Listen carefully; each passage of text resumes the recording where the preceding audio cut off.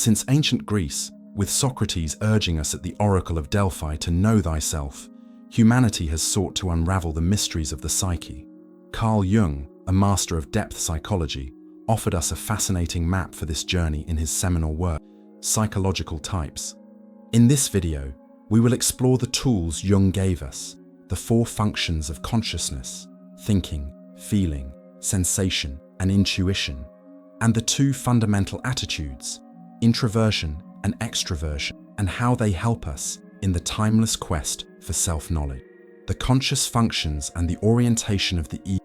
Jung identified 4 main functions through which we perceive and judge the world: thinking, feeling, sensation, and intuition.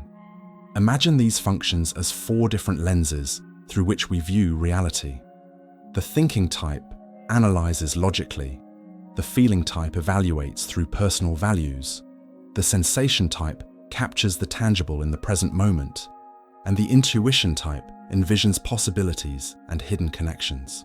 These functions are expressed through 2 fundamental attitudes: introversion, which directs psychic energy toward the inner world of ideas and reflections, and extroversion, which channels this energy toward the outer world of people and.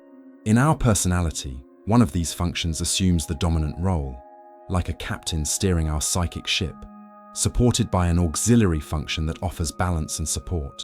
An extroverted thinker, for instance, navigates the world through logical analysis directed at external objects, but may be aided by intuition that offers insights into what is not immediately visible. Together, these conscious functions form our ego consciousness, the face we show the world and the lens through which we interpret our experiences. It is as if each of us is an actor with a preferred repertoire of roles. But this consciousness is only the tip of the iceberg. Beneath the surface stirs a much deeper ocean, the shadow side, and the Socratic journey. At the other end of the psychic spectrum are the less developed functions, the tertiary, often childish and whimsical, which emerges in moments of stress or relaxation, and the mysterious inferior function, submerged in the depths of the unconscious, like a buried treasure we rarely see in the daylight. This inferior function is a true psychological paradox, simultaneously our area of greatest vulnerability and our gateway to the deepest transformation. Jung described it as the gateway to the unconscious, the threshold where the conscious ego meets the vast ocean of unrealized potentials.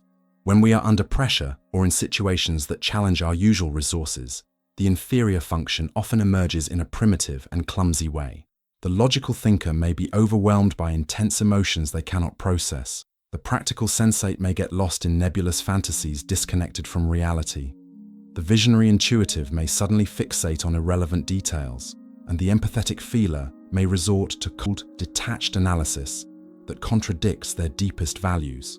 It is through this inferior function that we project our densest shadows onto others, seeing in the external world what we do not recognize in ourselves. Like a reversed mirror, we see in others precisely those aspects of our psyche that remain unintegrated. The fierce critic of sentimentality in others is often the one who most fears their own repressed emotions. These projections are the source of the psychological complexes that trap us in repetitive behavior patterns, as if we were characters in an unconscious drama, playing roles whose script we do not consciously know. Jung observed how these complexes carry an autonomous emotional charge, acting like partial personalities within the larger psyche. It is precisely here that Jung's depth psychology meets the ancient Socratic imperative: know thyself. Hanti. What Socrates proposed in the streets of Athens 2,500 years ago, Jung rediscovered through the scientific exploration of the unconscious. The truth that the unexamined life, the life lived without awareness of our deepest motivations, complexes, and projections, is a life hostage to forces we do not recognize. Jung reveals that ignoring these dark parts is not just living half a life, but remaining a slave to impulses and tendencies that operate independently of our conscious will. The inferior function, though the source of our greatest mistakes, also carries the map to our liberation. It is not only the origin of our difficulties, but also the vital bridge to the self, the organizing center of the entire psyche, the archetypal totality that transcends and includes the. It is as if the key to our fulfillment were hidden precisely in the place we most fear to explore, like the treasure in ancient legends, always guarded by the most terrible dragons. Integrating the inferior function does not mean abandoning our dominant function, but expanding the spectrum of our consciousness, allowing the ego to relate more fluidly and dynamically with previously rejected or neglected aspects. It is a process of expansion and enrichment of the personality that Jung appropriately called the realization of the self. One Anima, or Animus, the inner guides and the soulmate myth. This inferior function is often carried by the archetypes Anima, the inner feminine in man, and Animus, the inner masculine in woman. They are like mythological figures that dwell in the depths of our psyche, personifying the inner other that complements our conscious identity. Imagine the Anima as an inspiring muse in a man, bearer of receptive, emotional, and intuitive qualities that the masculine ego often relegates to the unconscious. In the case of a woman, the Animus emerges as an intellectual and spiritual force, carrying aspects of logos and rationality that may be underdeveloped in the feminine consciousness. These contrasexual archetypes of the soul lead us to one of the most persistent and powerful myths of the human experience, the myth of the soulmate. Jung observed that the search for our lost half, immortalized in Aristophanes' speech in Plato's Symposium, is, in essence, a symbolic expression of the inner search for the integration of these contrasexual aspects. When we project our anima or animus onto another person, especially in romantic relations, we are, in truth, externally seeking what is missing internally. The almost magical fascination of falling in love, what the alchemists called conjunctio, or sacred union, is often the encounter between our conscious ego and these unknown aspects of ourselves, temporarily personified in the other. This is why so many relationships move from the initial phase of idealization to disillusionment. As the projection wears off, we discover that the other is human, not a perfect bearer of the divine qualities we projected onto them. Jung saw this not as a tragedy, but as an opportunity, the invitation to retrieve these projections and develop internally what we were seeking in the other. The true meeting of souls occurs not when we find the perfect person who carries all our projections, but when we become more whole, integrating enough of our animus or anima to relate to the other as they truly are, not as a receptacle for our unconscious projections. These contrasexual archetypes are not mere complexes to be overcome, but true inner guides. When recognized and integrated, they function as mediators between the conscious and unconscious worlds, bridges that allow dialogue between what we know and what we have yet to discover about ourselves. In dreams, creative visions, or even in the most meaningful relationships of our lives, Anima and Animus invite us to transcend the one-sidedness of transforming the tension of internal opposites into dynamic harmony. This integration does not eliminate the creative tension of opposites, but transforms it into a source of vitality and continuous renewal. That's why Jung saw the integration of these archetypes as fundamental to what he called the inner marriage, the symbolic union of the masculine and feminine aspects of the psyche that precedes and underlies any truly mature external relationship. We do not find our soulmate out there until we have reconciled the polarities within ourselves. Now I invite you to join us on this journey of self-discovery. As Jung himself said, "He who looks outside dreams, he who looks inside awakens." Subscribe to the channel and continue with us in the great alchemical work of inner transformation, individuation, second half of life, and authenticity. The tertiary and inferior functions, along with the archetypes that accompany them, often remain as dormant potentials during the first half of life. They appear only in dreams, fantasies, or moments of crisis, often in primitive or archaic form, like strange visitors from a distant land who speak a language we barely understand. However, in the second half of life, when the tasks of establishing a career and family no longer dominate our attention, these unconscious forces begin to press for integration into consciousness. It's as if the psyche reminds us, there is more to you than what you have built so far. This is the sacred task of individuation, the process of balancing our conscious one-sidedness and allowing the totality of the self to emerge. It is not about abandoning our dominant function, but complementing it with previously neglected aspects, enriching our personality with colors and tones previously invisible to us. Jung observed that many midlife neuroses arise precisely from resistance to this inner call. When we cling rigidly to the persona and the conscious functions we developed in youth, we come into conflict with the psyche's natural impulse toward wholeness. True authenticity can only flourish when we honor both what we already know and what is yet to be discovered within ourselves. Universal archetypes, the elements and the self. Like the four classical elements of ancient tradition, each Jungian function represents a distinct and essential way of relating to reality. Air, thinking, clarifies, analyzes, and separates. Just as air allows us to see clearly, the thinking function gives us distance to analyze objectively. Like the air that moves between objects without confusing itself with them, thought establishes boundaries, categories, and hierarchies. It is the element that enables abstraction, theory, judgment, based on universal logical principles. When we breathe the air of pure thought, we rise above the immediate to contemplate greater patterns, build conceptual systems, and discern between true and false with crystalline precision. Water, feeling, connects, values, and flows between relationships. Just as water dissolves boundaries and adapts to any container, the feeling function allows us to understand the value of things beyond their objective definition. It is fluid, responsive, and highly adaptable to particular human circumstances. The water of feeling lets us navigate the complex ocean of interpersonal relationships, distinguishing the precious from the common, the harmonious from the discordant. It does not judge by cold logic, but by the warmth or coldness a situation evokes, by how it resonates with our deepest values. Earth, sensation, concretizes, stabilizes, and grounds in immediate experience. As the most solid and tangible element, the sensation function keeps us anchored in what is real here and now.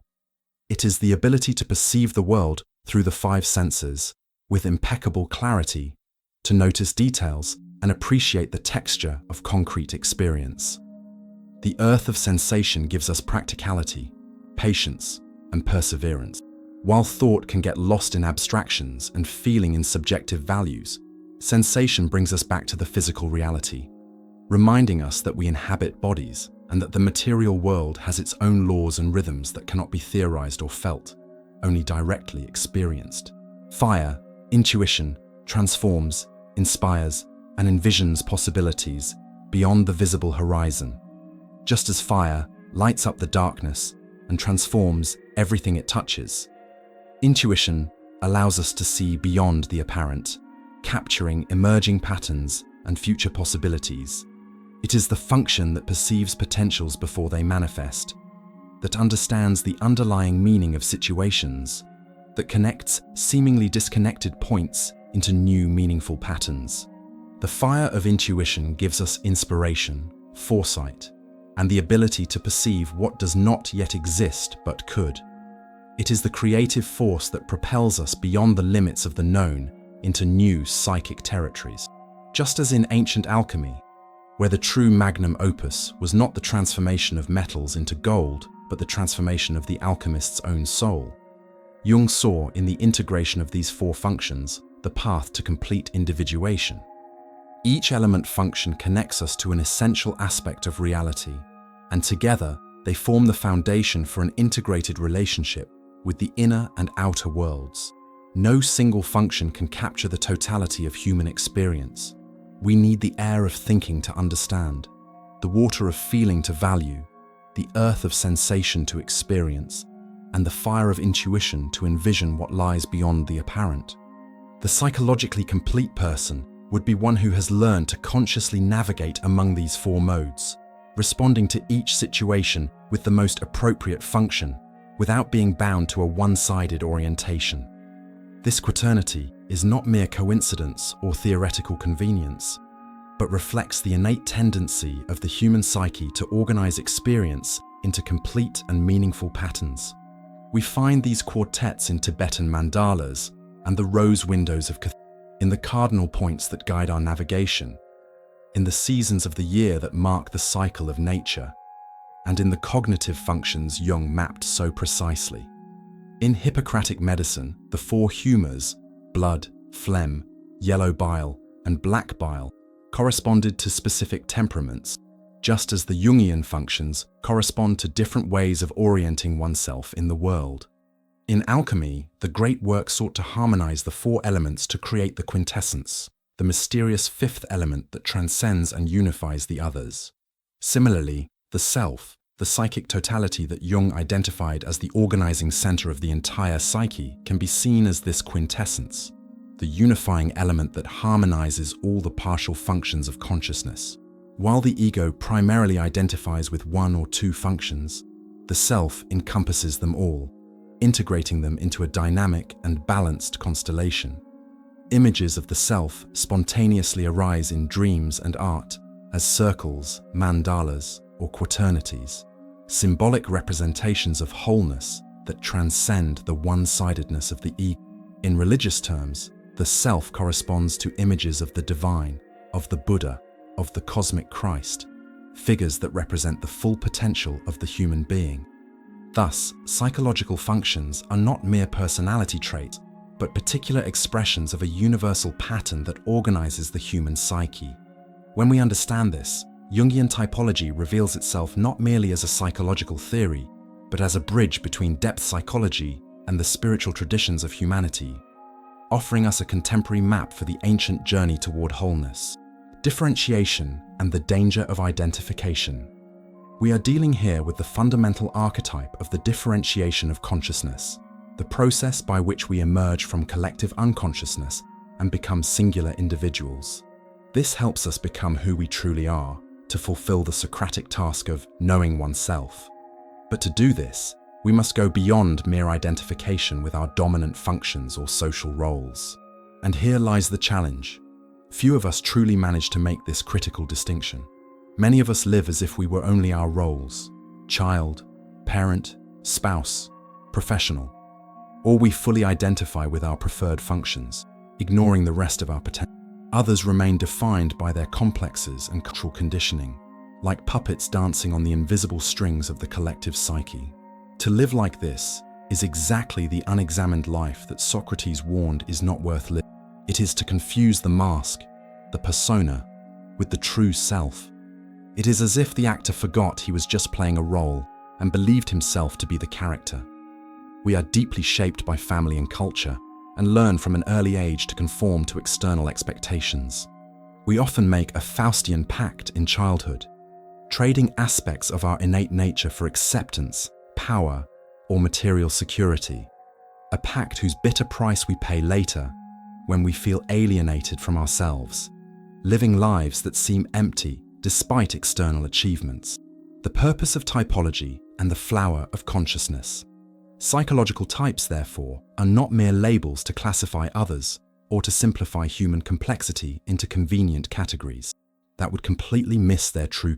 They are like compasses rather than boxes, instruments of orientation, not confinement. They are precious tools for discovering our unique orientation in the world, something that paradoxically only emerges after we experience sufficient disorientation and confrontation with what we do not know within ourselves.